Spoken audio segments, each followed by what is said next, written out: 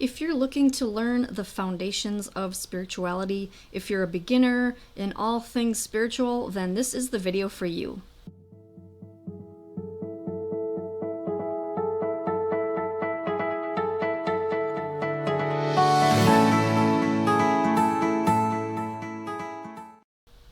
Alright, let's talk about spirituality for all you beginners out there. So first of all, we're going to define spirituality. The quality of being concerned with the human spirit or soul as opposed to material or physical things. I really like this definition, so I'm not really going to change it too much. So let's get into a little bit of what this means. So the foundations of spiritual health include higher power, of course. This is the main thing that people think about when they think about spirituality, because the higher power is something that you can't literally see, and this is something that you either have to have faith or a belief in. And of course, this can be almost anything, because really, since it's something it comes down to your beliefs, you can choose what higher power you want to believe in. So that can include a religion, and we're going to get more into that later in the video. But it can also include nature, and I really like this one because this is actually my chosen higher power. And the reason for that is because nature is something that you can see, and that kind of goes a little bit against what I just said about spirituality being things that you can't see, that you have to have faith in. But nature provides a sense of spirituality that nothing else on earth does, because we are part of nature, and nature is where we came from. So when all else fails, I think nature is the one thing that we can fall back on when it comes to feeling like we belong to something, feeling like we are connected to something that we came from. Living your life purpose is also another really big foundation of spiritual health, and I'm going to go more in depth with that later in the video. So what are some ways that you can apply these into your life? How can you establish and maintain these foundations? So the first one is prayer and meditation. This is the most common one that people think of because you are probably raised in a religion. And when you went to church or wherever you went, you usually prayed. If you were not raised in a religion, you might have been raised in a culture that meditated. Either way, these are two very similar things that will help you to establish that connection with your higher power of choice and also your higher self. Higher self is a really big part of spiritual health too. So I like to say that prayer is asking and meditation is receiving or listening. And these are both really, they both serve their purpose. So you don't have to do both. I personally just do meditation. And I think there's a lot of other ways that you can word prayer. A lot of people think of prayer as manifestation. And if that works for you, great. And that's actually a really big part of spirituality too, because manifestation has become a spiritual thing these last couple of years, even the last 10, 15, 20 years. Now, it isn't exactly spiritual, of course, because manifestation works on the laws of the universe, the laws of nature. It really doesn't have too much to do with, well, it kind of does, but it's a very vast subject, and I'll just leave it at that for now. So what is some other ways that you can establish and maintain these foundations of a healthy spiritual side of yourself? Journaling is one of them. Journaling is one of my favorite things. I talk about this a lot, and it's for the purpose of expressing yourself and learning about yourself.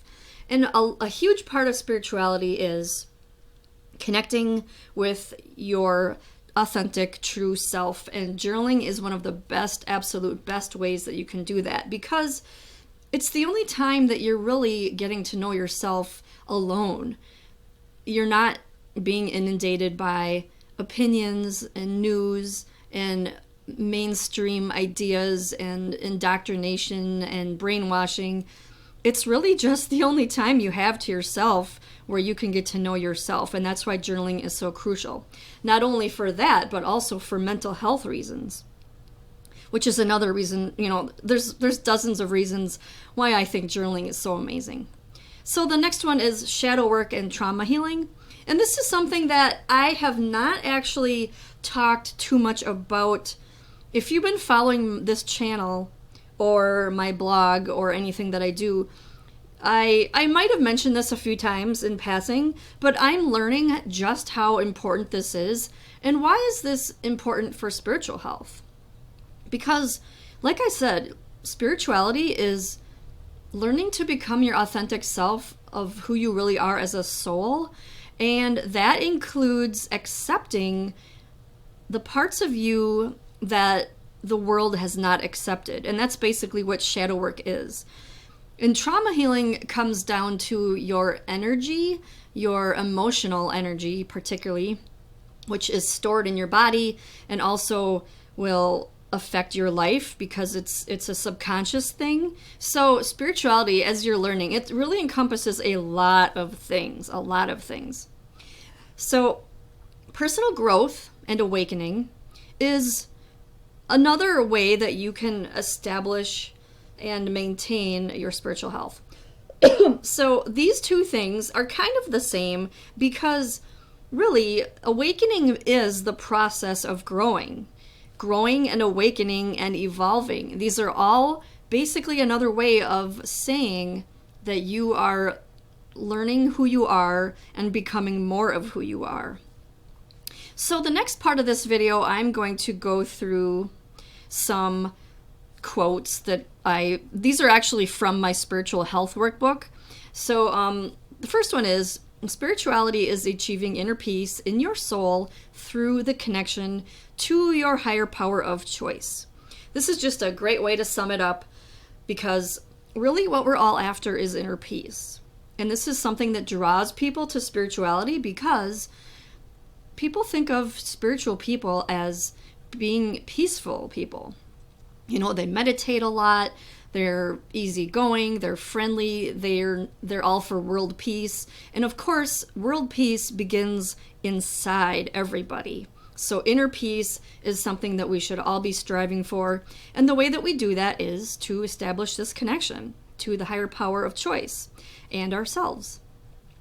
Spirituality can, but does not have to, involve a specific religion. So I mentioned this briefly earlier. Many people, they go through life thinking that in order to be spiritual, they have to choose a religion. And then, as you get older, you might realize that spirituality is a different thing. But it doesn't have to be a different thing because it's really all about choice. You can choose whatever religion resonates with you. You can choose to not follow any religion, but just to be spiritual. And there's even the option of picking different parts of different religions and interspersing them into your life, kind of, making it your own. Spirituality includes finding your purpose and giving meaning to life through that purpose. So, like I said, I think this is just my observations and what I've learned from studying this for decades, that spirituality is a huge part of it is your life purpose. Because, like I said, we need to give meaning to life. And that's part of why we came here and what our purpose is, to find meaning. So I'm going to talk a lot about life purpose in this video, like I always do in general when I'm talking about spirituality. Spirituality is a lifestyle, not something you practice out of obligation or fear. So this can have some connotations with religion, because me and many people grew up feeling obligated to participate in the religion that they were raised in. But spirituality is more of an overarching lifestyle. It's not something that you were forced into. It's not something that you feel like you have to do. Otherwise, you're going to suffer indefinitely in the next life. You shouldn't be guided by fear when it comes to how you live your life. So finding your life purpose and exploring spirituality requires you to examine your beliefs, ideologies, and life choices. So this is something that you're probably going to get into, and this is maybe what drew you to this video. Was maybe you did grow up with somebody else's beliefs, maybe somebody else chose your life choices for you, and now you're learning that, you know, there's a lot more to life and things like that other than what you're raised in.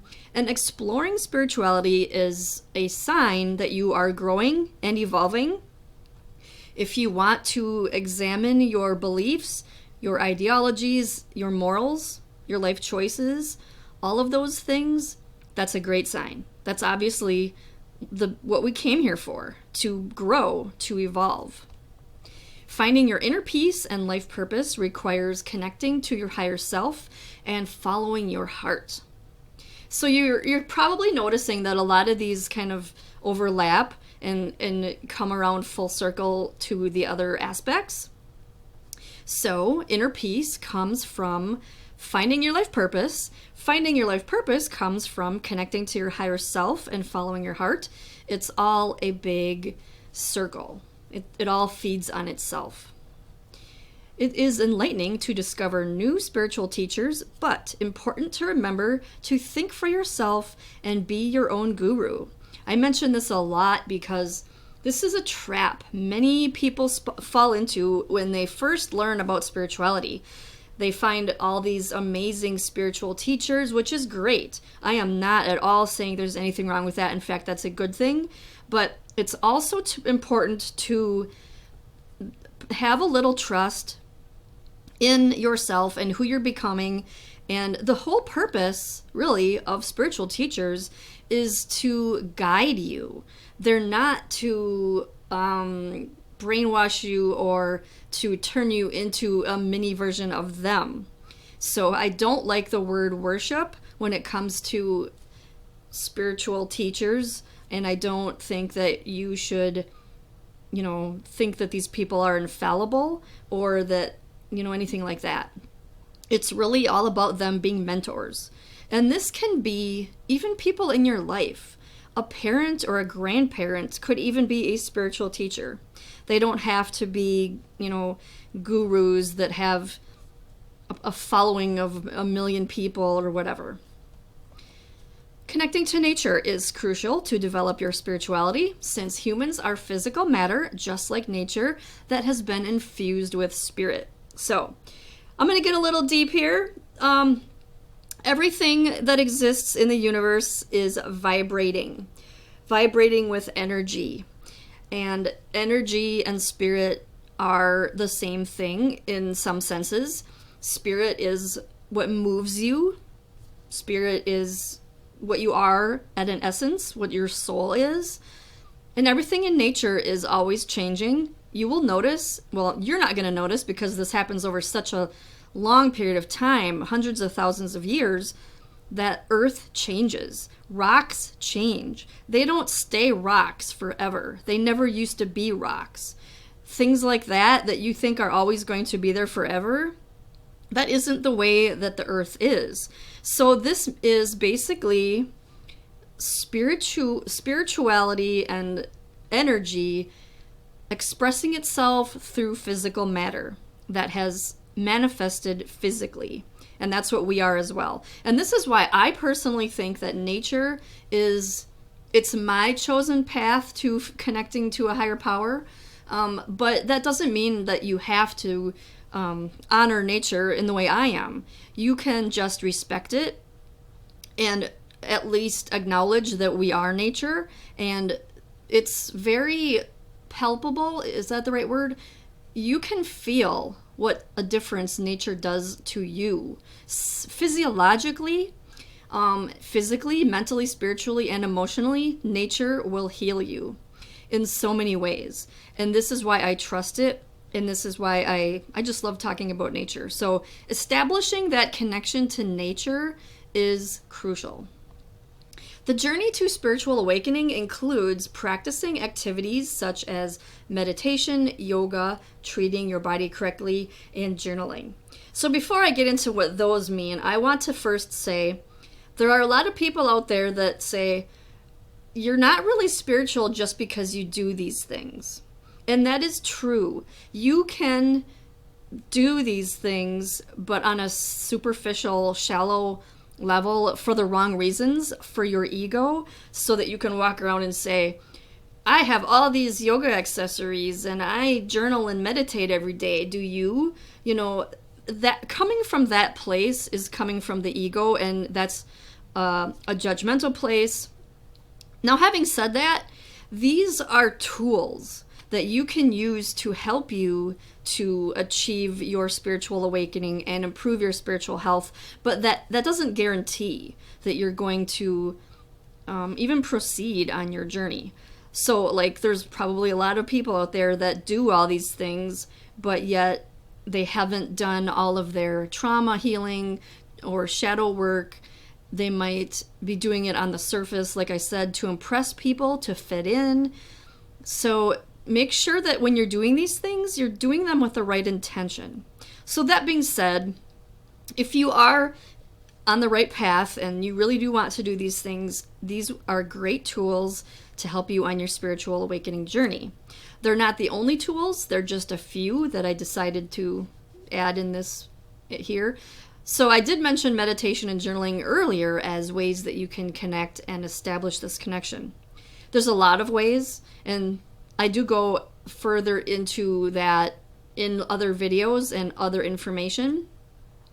So this is just a general summary of that. Finding your life purpose and growing spiritually can be done in many ways, including volunteering, introspection, and exploring hobbies.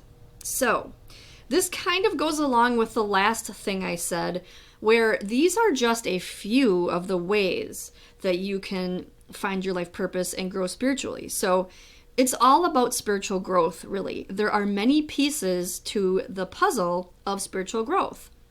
So there's probably hundreds of things that you can do. And it's very important. Like I said, this brings me back to the subject of life purpose again. So if you're interested in learning more about the foundations of spiritual health, I have a video here where this is actually from my podcast, a deep dive into the foundations of spiritual health. If you enjoyed this video, please like and subscribe, and thank you so much for watching.